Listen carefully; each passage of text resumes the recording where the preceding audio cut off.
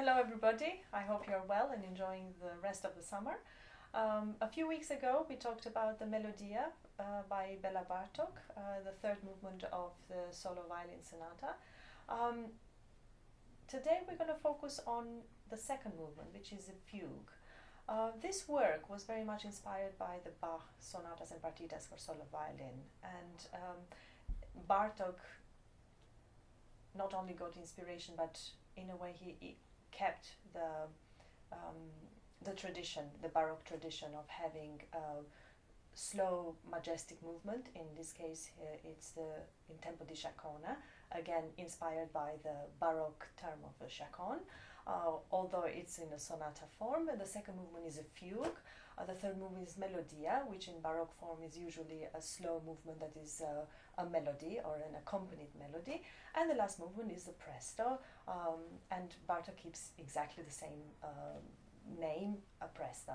The second movement, the fugue, I think is in my opinion, the most interesting movement in the sonata because of what Bartok creates. He not only gives a very strict fugue in four voices for a solo instrument that is incredibly demanding technically, but he also uses these characteristics of combining the strict form of a Baroque fugue with the infusion of folk elements. And what I mean by folk elements, he uses a lot of strange pizzicatos, uses the instrument in a very unconventional way, makes sounds that are unorthodox or heard until then.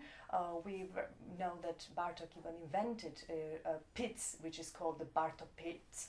It's very much like a pluck that you are kind of aggressively plucking the string to create an effect that is more percussive than musical, using the instrument in an unconventional and opening doors to new expressions for the instrument.